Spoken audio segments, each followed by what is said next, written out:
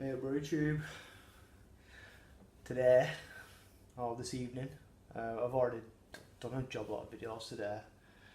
So as if doing the keys of collar and picking rose hips wasn't enough today, I'm actually going to show you the first bit of how to make rosehip wine, which is bloody lovely. It's a really nice white,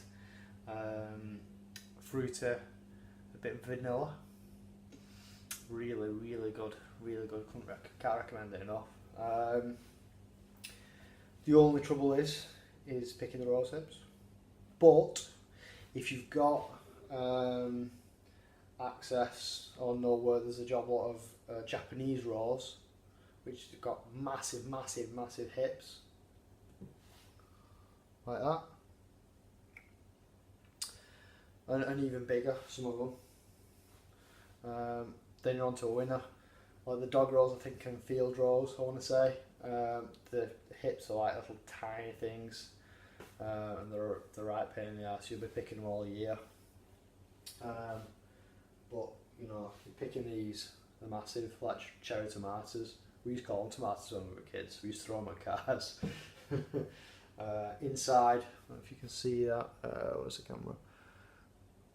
Ooh, just chock full of seeds, hundreds and hundreds of seeds in each one. And one friend of mine, the seeds are actually covered in like really microscopic kind of hairs, thousands and thousands of little hairs, and they're irritant, so you can't eat these. You obviously got, like, when through the winemaking process, all the hairs kind of fall down to the bottom, fall into solution. So don't worry, you know, you're not going to drink this and, you know, end up with a stomach ache. But if you did eat these, they will give you a stomach ache. And one of my friends actually used to use these hairs, put the seeds down people's backs and stuff, and use them as an itching powder. So you know, whatever you poison, I suppose. If you fancy playing a practical joke on someone, there you go. There's your tip for the day. Okay. So when I went picking them, lovely sunny day today, so we went over to Birkdale, which is just near Southport. It might be in Southport maybe. And on the sand dunes there, they've literally got tons and tons of humongous bushes. And I'll put some pictures up so you can kind of see, you know, try and identify these. And obviously, you know, if you're foraging them and you're not sure, don't pick them, don't use them. But they're pretty distinctive. You can't really go far wrong with those. But yeah, I'll put some pictures up probably at the end, because I'm not sure if I'll just kind of put them in the middle yet. I've not figured it out. So yeah, so when I went picking them, I ended up after kind of trimming, so trim all the kind of, you know, dead leaves and bits of crap away. So give them a snip. I got 3 kilograms. So if you want to make 1 gallon, use 1 kilogram. So I've got enough. I made 3 gallons, so happy days. I'm just over 3 kilograms, but that's fine. So the rosehip I just showed you, that was perfect. So what you're looking for, nice and solid, nice and firm. If they're squishy, don't use them, because they're rotting inside. So yeah, nice firm red ones. They kind of go from like yellow, well, from green, yellow, orange, red, and then they go like a pinky kind of purple. So in the pinky purple, leave them alone, because they'll just be dead squishy. Similarly, if you kind of, you know, you see like a green one, leave them alone. They're not ripe. So you're kind of going for that butter zone right in the middle, where it's like a nice reddy orange, but firm to touch. And you're on to a winner. So I'm not going to use that one. Just for demonstration purposes, isn't it? So this is the first step. Nice and straightforward. 3 kilograms. A word to the wise: if you're squeamish or of a nervous disposition or a tender disposition or whatever, Country wine making is probably not for you. If you don't mind a few maggots, spiders, earwigs, whatever, then you'll probably be alright. When we picked these today, my wife's she's done it this year, I did it last year, it's a fucking nightmare. So she's literally just kind of washed all these, took the stalks off, took the dead kind of, where the flowers have kind of, that long bit I've just chopped off, I don't know what it's called, but like that's obviously kind of where the flower was originally. So she's kind of, washed them, snipped them and all that. There's about 30 earwigs in there who had to just kill in boiling water. Maggots, honestly, of all of the wines, or of all of the things that you can forage to make wines with, in my personal experience, these are the worst for it. Now you're obviously going to get things like that in like blackberries and elderflower and all that kind of stuff. These are the worst. It's just a good job. It makes such a bloody good wine. So otherwise I won't bother. But everything's sterilised. Boiling hot water kills everything. Camden tablet a bit later on as well. Just for good measure. So don't worry about it. If there's anything in there, you'll kill it, and it'll obviously fall in. It's not going to affect the flavour or anything like that. So, but if you're a bit squeamish, then steer clear. So, sterilised bucket, BWB, I think it was. In you go.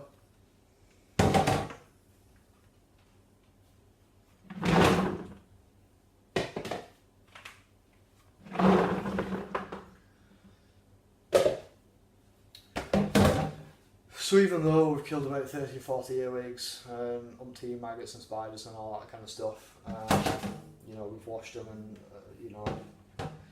gone through with a bit of a fine tooth comb. There's actually going to be maggots and things inside these things. Not, within reason. There's not going to be like fucking 20 per rosehip or anything like that, but there might be like 1 per 20 rosehips. So there's probably going to be still some bits and creeper crawls and whatnot in here. So first thing we do, and the only thing we're doing now, is we're just going to put 2.5 litres of boiling water per kilogram of rosehips.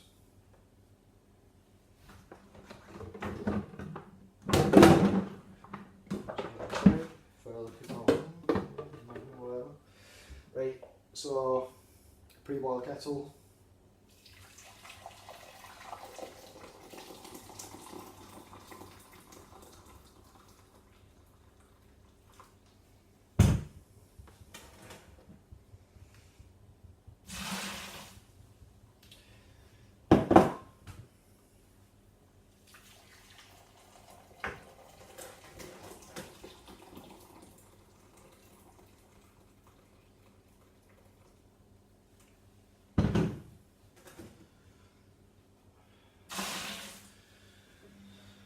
Two litres, 5.5 to go. So what's going to happen with these is that the hot water is obviously going to kill all the bacteria and stuff, or most of the bacteria, but it's definitely going to kill any insects that are left in here. So the purpose is twofold: that, and it's going to soften up the rosehips because we're going to crush them once the water's cooled down. And that's a bit of fun for later. So for now, I'm just going to carry on boiling the kettle, get the other 5.5 litres of water in here. I'll catch you in a bit. See you in a bit. Okay, we're back. Last half litre, 7.5 litres. In it goes. When all the boil, I'd show you, but it's not that interesting, but I'll tell you. When all the kind of boiling hot water goes in here, you might see like the bubbles kind of coming out. And what that is, it's not fermenting or anything like that. It's obviously the heat from the boiling hot water. It's expanding the air inside the rosehips. It's expanding and the air's just coming out through whatever holes it can find. So it just starts bubbling a little bit.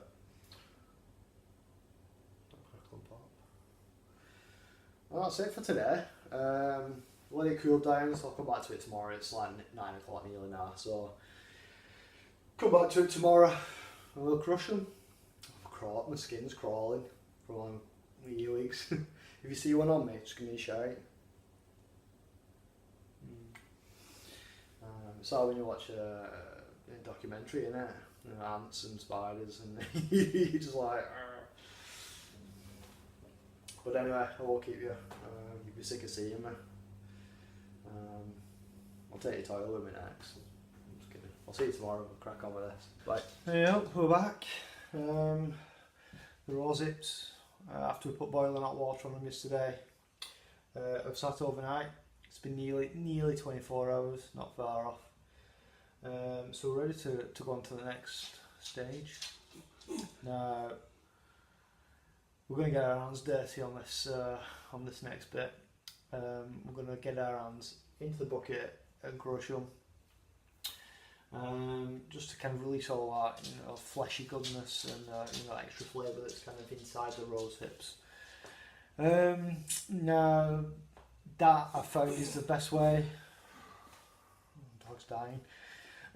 Is the best way to kind of go about it, because you start trying to kind of, you know, mash them, and it's like bobbing for apples, you know, you're kind of pushing them out of the way and they just keep floating back up, so it's really difficult to do it, you know, with like a potato mash or a rolling pin or anything like that. The best thing to do is just get in and just squish them all as much as you can. Now the issue with that is that the hairs I mentioned yesterday are slightly irritant, so you might feel your hands like tingling for a little bit afterwards. Maybe that's just me, because I'm kind of thinking about it, so it's like psychosomatic, isn't it? Now I did say that I was going to buy some like marigolds or get some latex gloves this year, but I went getting lemons. I don't know if you can see them there. So we're not going to do that just yet, but I went buying the lemons today to put in, probably I think tomorrow. I had the intention originally of getting some gloves, marigolds or whatever they had, and I forgot. So I'm just going to be doing the same as I did last year. So we're going to be using two things as well. So we're going to first crush them. And we're just going to add some Camden tablets, so that's going to kill any remaining nasties that the boiling hot water didn't kill, plus any kind of, you know, I have washed my hands, but any you know, bacteria that I might introduce back into the must. The Camden tablets will kill it. And we're also going to use some pectolase. Now this wine clears really well. It says on there, you know, use 2 teaspoons per gallon. I'm just going to use 1. That'll be more than enough. So I'm going to be making 3 gallons. So 3 teaspoons. Similar for the Camden tablets. 1 Camden tablet per gallon. So I'm going to stick 3 in. So let's get involved.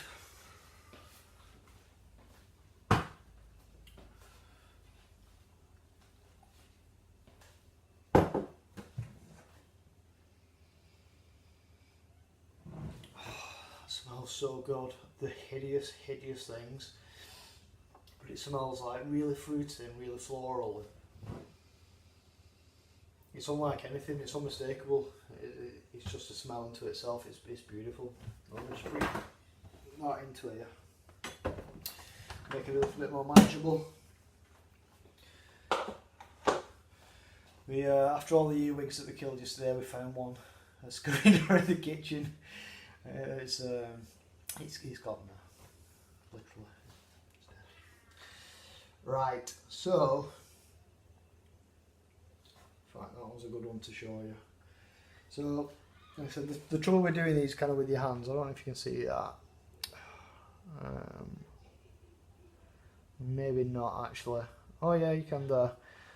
So, I mean, the Japanese rose, like any of the roses, is, you know, thorny. It's got more spikes than thorns, I would say. Japanese rose is called Rosa Rugosa. Anyone wants to correct my pronunciation of Latin there, but yeah, it's very spiky. So be careful when you're picking it, but also because it's got the spikes on, you know, be careful when you're crushing it as well. I know it's easier said than done, but it is what it is, isn't it? If it wasn't such a nice wine, I wouldn't do this, but it's bloody lovely, so I'm going to do it. And I'm also going to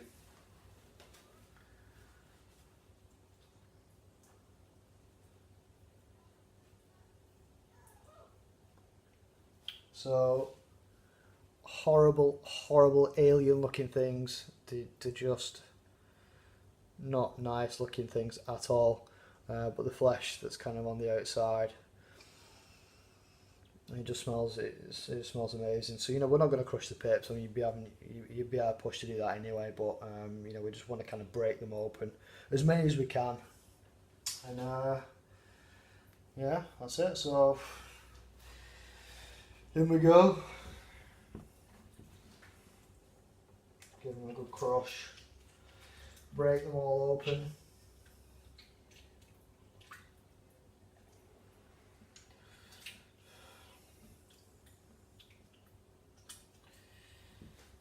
You get the idea. I'm not going to fast forward it, I'm just going to skip ahead. So, catch you in a little minute. Right, so this is what it's going to look like when you're pretty much done. So, are you ready for this?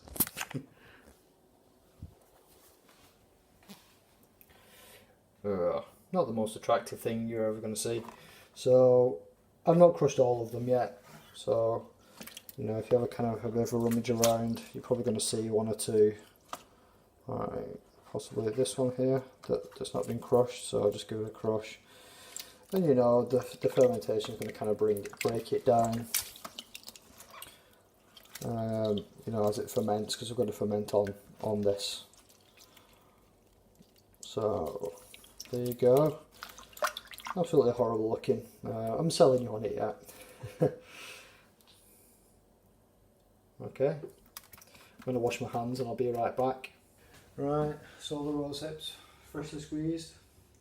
Now it's time to add the pectolase. So I'll go for 3 heaped teaspoons, so 1 heaped teaspoon for every gallon that I'm making. Oh god, I spilt it everywhere. Probably should have did that out, but let's be honest, I'm not going to, am I? Okay, let's compensate for the bit that I lost. So that's 2. There you go, that's 3.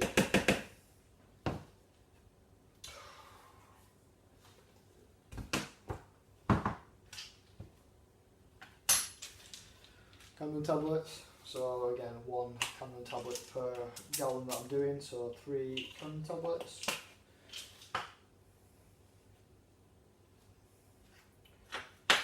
So just going to crush these with the back of the spoon. I find it's the easiest way to kind of deal with them. You can see that.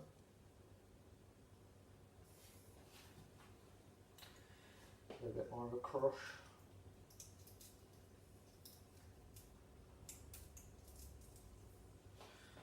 That's 1.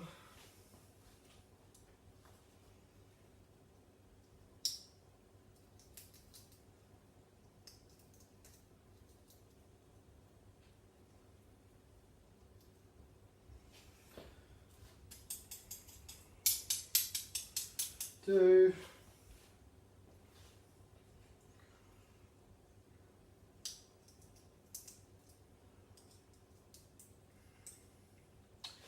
And 3.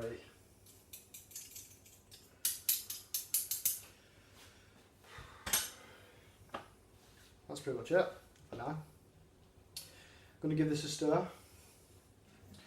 So, the Canon tablets are going to, sterilise. I've stir sand my, I don't usually use plastic, but the other one's in the dishwasher. So stir sand it, make it clean. Don't want to take any chances there.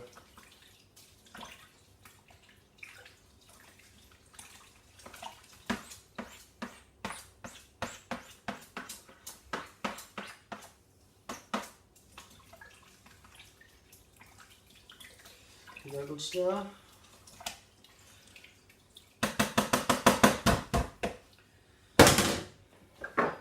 Put the lid on it.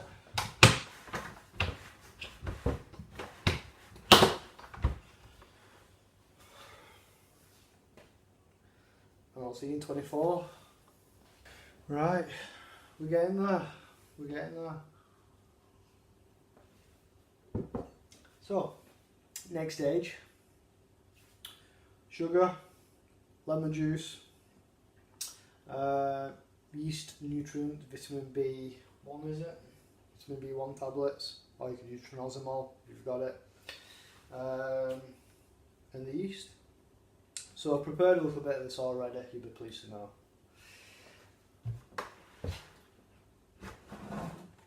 So this is one day after the previous segment. Oh, it smells so good.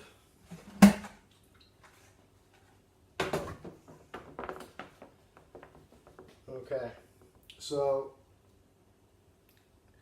the juice of 3 lemons per gallon that you're making. So if you remember, I'm doing 3 gallons, so 9 lemons altogether. I've done 8 in here, just about squeezed it in. So get that in there.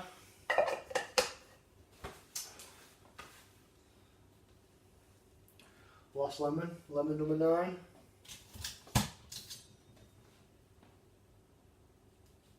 She's chopping board, one sec.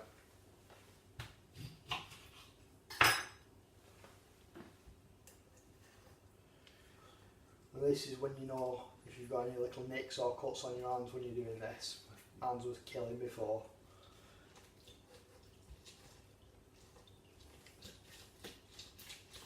Give them a good squeeze. Get all that juice out. And it doesn't matter if they're waxed lemons because we're not using the peel or the zest. So it doesn't matter whether they're waxed or unwaxed. All we're interested in is the juice. Okay. Here we go.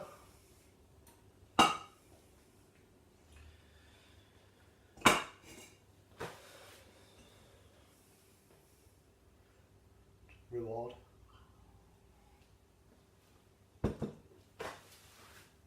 So sugar next. So it's how much is it? It's 1.3 kilograms, and that makes it a medium wine. Not too sweet, not too dry, in my personal opinion. So 1.3 kilograms again per gallon that you're doing. So because I'm doing 3 gallons, my soul trained up to 4 bags, 4 1 kilo bags of sugar. What I did, you can see that there. I put 2 litres of boiling water in that large pan with the 4 bags of sugar, and that's just about right to dissolve it all. So that's all dissolved, so we're going to get that in.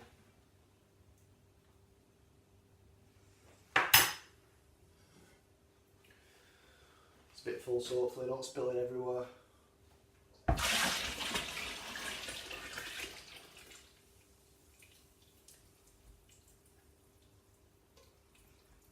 Okay.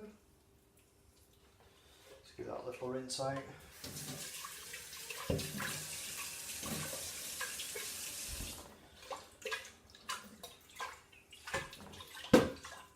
Getting the residual sugar stuck to the side of the pan. We'll try not to break the sink.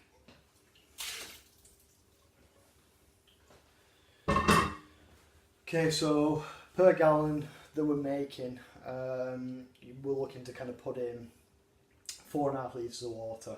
So previously we put in 2.5 litres per gallon that we're making. So 2.5, 2.5, 2.5, so because we're making 3 gallons. So I've put 7.5 in altogether. I'll just put another 2 litres of water in, okay?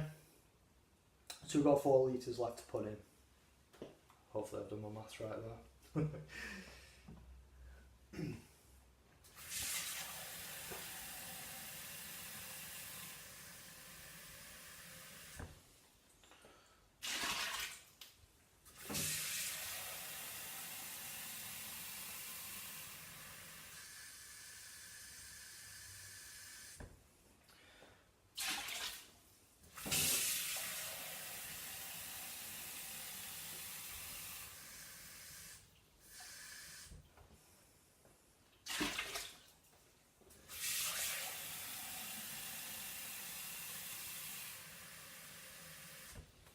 Okay, so you can see we're up to around 18.5 litre mark, so obviously with all the water and the sugar and the rosehips, it's kind of bringing that up above the the 15 litre kind of 3 gallon mark. So that makes perfect sense, displacement and all that. Okay, so there's the camera. There you go. Young's vitamin B1 tablets. Like I say, use trinozolol if you've got it. It's a nice powder. I tend to, that's the good stuff, that. So I tend to only use it for wines that really need it. So like your flower wine, so elderflower wine or elderflower champagne. Mead is another one that needs those extra nutrients. But these rosehips, they should have enough in. But we'll stick some of this in just to give it a nudge along.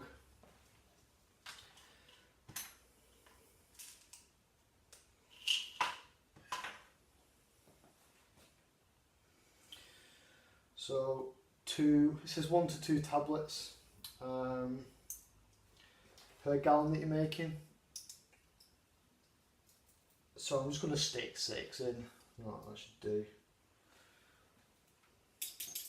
It's more than enough, I would say.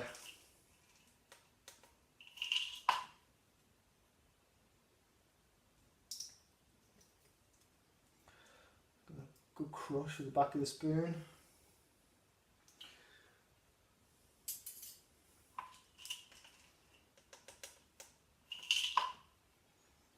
You can see that. I think I've already showed you with the Camden tablets, but give it a good crush down like that. Bit of brute strength. Alright, there you go. I dropped a bit in the sink, never mind.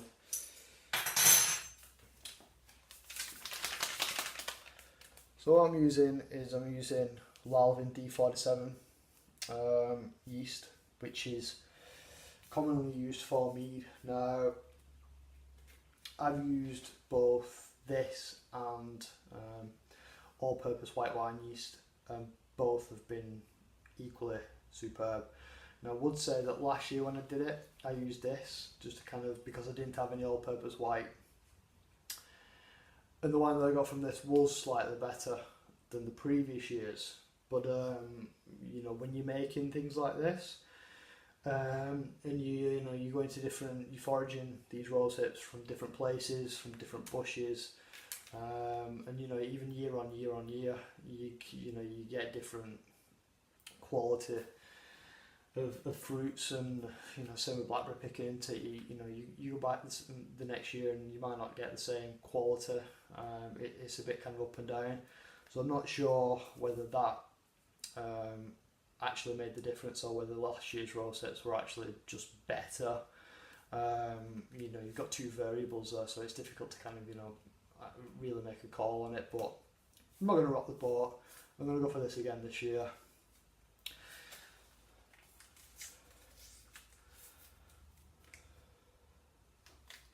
I stopped talking quite abruptly then, didn't I?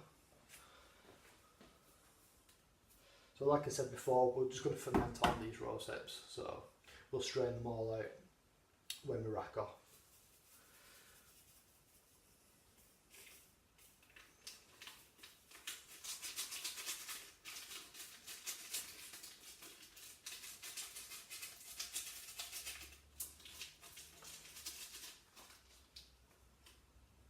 Good on, yeah. It's all stuck to the sides. Honestly.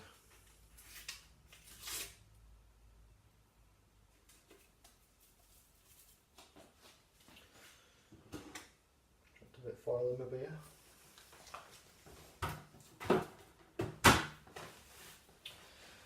That's pretty much it. All we're going to do now is going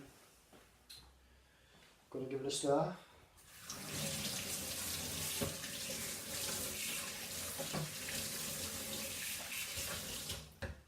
A sterilised spoon. This was in the boiling hot water with the sugar before, so that should be nicely sterilised. Just give it a good stir, give it a good mix in.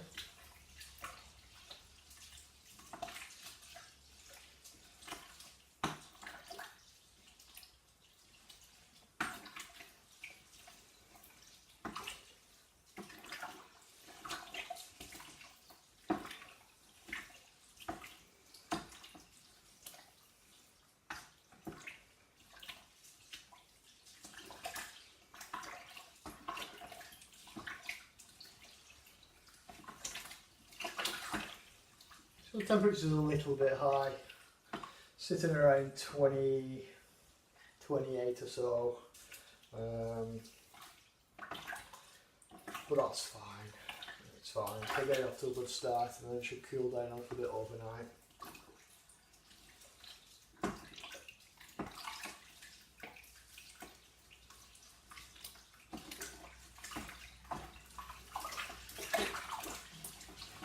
So lots of splashing to aerate it.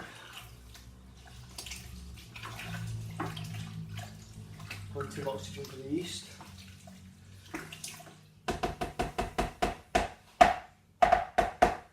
Let's put the lid on.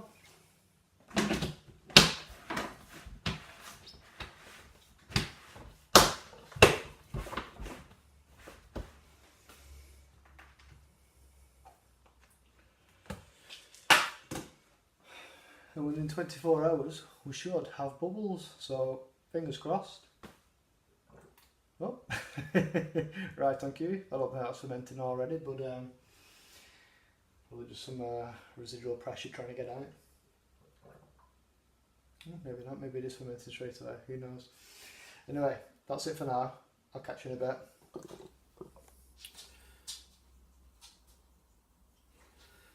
Okay, so as you can see, we're only 12 hours after I actually pitched the yeast, and you can see we've got a bit of a few bubbles coming through the airlock already. Not a massive amount, but we've obviously already started to ferment, so over the next kind of couple of days that's going to be much more vigorous. You can see the next bubble coming along there, and all we've got in the airlock is just a star sand solution. So what I'm going to do kind of over the next 5-6 days is I'm going to give that a good stir. I'm not going to show you because you know what that looks like and how to do it. I'm going to give it a good stir every day for the next 5 or 6 days, and then I'm going to strain it. So I shall see you in a week. Oh, hey up. Well done. This is the last part of the video. You've made it this far, so if you stayed with me all this way, thanks for watching. If you skipped ahead, shame on you. Be more patient. So apologies, it's been a bit of a longer video than I kind of expected, really, probably because I'm waffling on like I am now, but I'm going to wrap this video up. It's been 7 days since I last did the previous segment. The rosehips have been fermenting all that time, and it's time to strain off all the rosehips, seeds, sediment and all that kind of stuff. And I'm going to do this in 2 stages because there is a lot of stuff in there. You know, we've got a lot of rosehips, haven't we?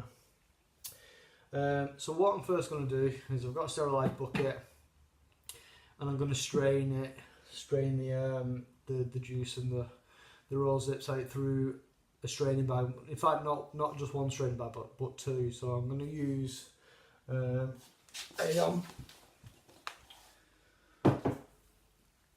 firstly, I'm going to use a fairly coarse straining bag like that, so you can see obviously those holes, and that's going to take out all the, the big seeds and the hips themselves. And underneath it, I'm going to use a really fine. Hold it now. Maybe not. It's stretched a bit, but obviously you can see that's a really fine straining bag. So first thing that I'm going to do is I'm going to put in the first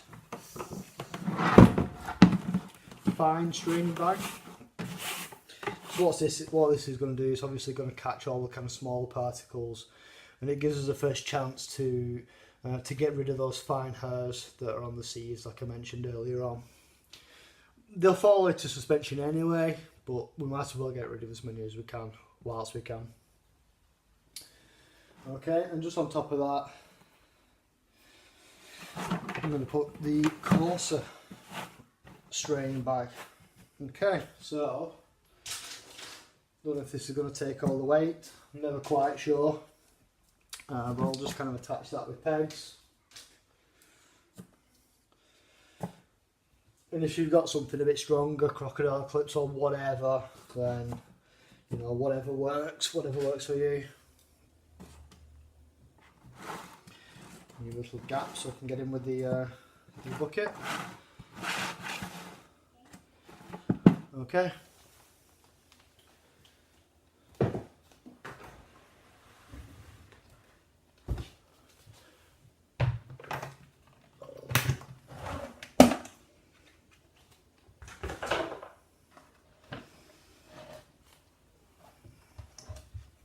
Here we go. Whoa. Careful now, slipping out my hand.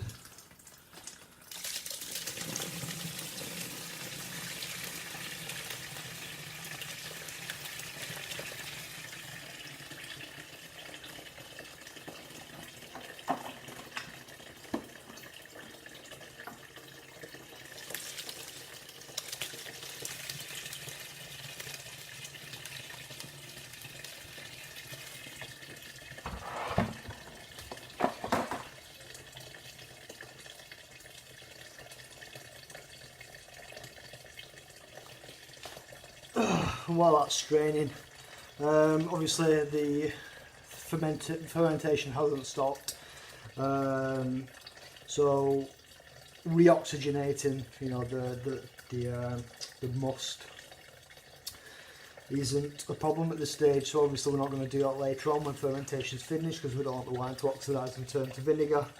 But at this stage, while, you know, fermentation's still cracking on, a bit more air or oxygen in the must isn't a problem. So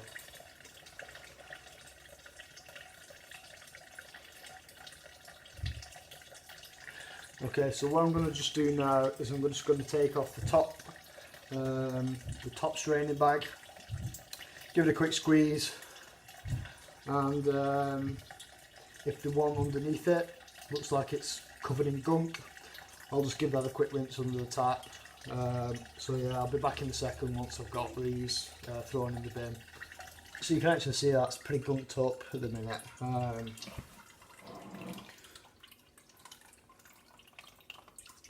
Which is why it's straining so slowly. So I'm just going to give this a bit of a squeeze. Get any remaining juice and flavour.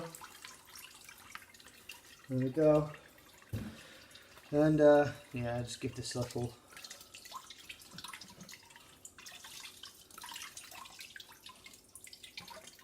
persuasion to get down. So yeah, I'll give this a rinse and I'll be back in a sec. Right, that first bit's done, so I've got another 11 litres in there, so hopefully I can just get the remainder in here on this go. I can't bother doing another go, so fingers crossed. Oh god, I've not put the pegs on. Get them on quick before it goes down.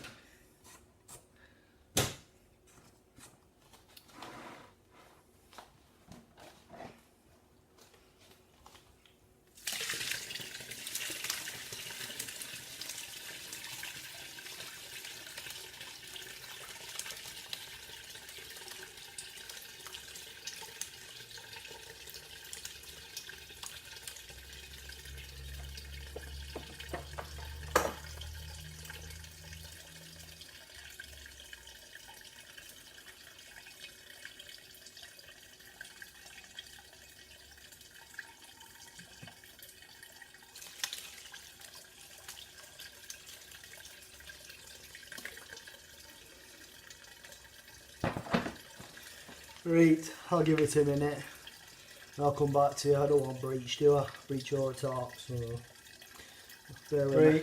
I suppose do the third attempt, well, the third straining part. Never mind. So it's all in there. You can see it's a lovely kind of deep yellow colour. It's kind of surprising really, because the rosehips are red, and you probably saw the colour of, you know, the mush. It's like iron suit, wasn't it? But this comes out a lovely golden white. It's so good. Anyway, you could just leave it in here put your lid on and your airlock on. This particular bucket, it's kind of taller and thinner, so I can get my straining bags over it easier. But the lid that this has come with, it's not actually got a hole drilled in it. And you know, I could probably just put the lid on lightly, but I only really tend to do that when it's a bit more vigorous in the early stages with some of my other like looser lids or looser fitting lids on some smaller buckets.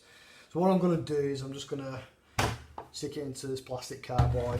So like I say, you don't have to do it. As long as you've got a lid and an airlock or a blow-off valve or whatever, then you're alright. But this is just my preference. And I've got just over 15 litres here, so I should end up with when all trub and crap's finished with about 15 litres of line.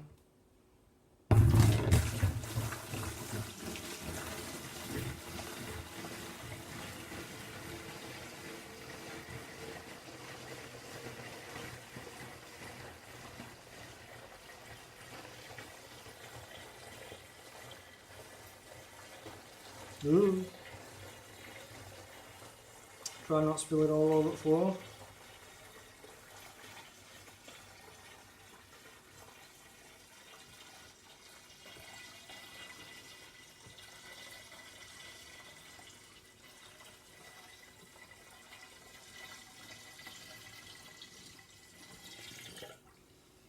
You can see there we've got,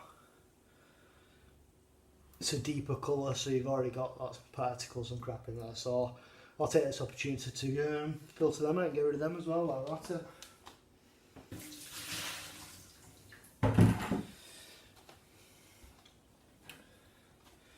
Right, so that's pretty much it.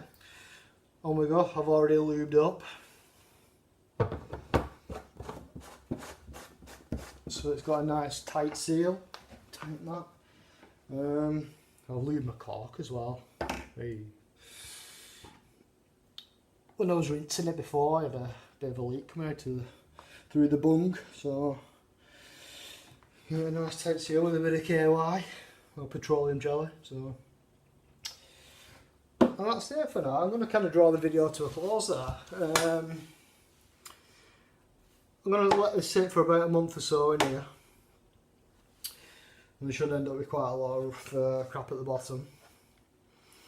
Then I'm going to transfer it into...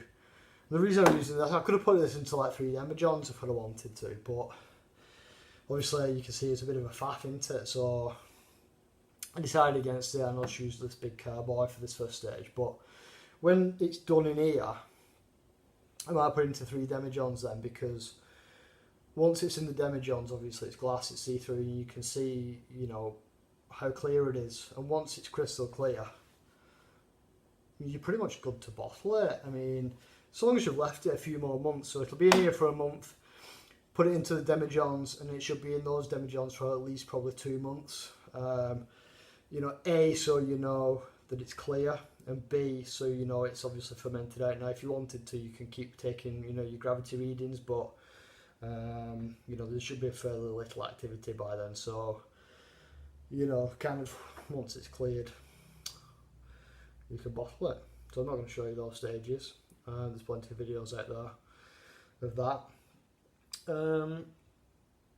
And this wine, in my personal humble opinion, is ready to drink pretty quickly. Like all of these wines, you know, they improve with age, but this one is good straight off the bat. You know, a month in the bottle is fine. So I'll be drinking this by Christmas. So yeah, I've said it before and I'll say it again. This is an absolutely cracking white wine. My favourite by far. It's got so much going on the palate, so many flavours. If you've never had it, get making it. And if you're not getting these Japanese rose bushes near you, then I've got about 10 million seeds I can send you, so let me know. I'm not really, I'm going to chuck them in green bin now. Right, so thanks for watching. Until next time, I'll see you there.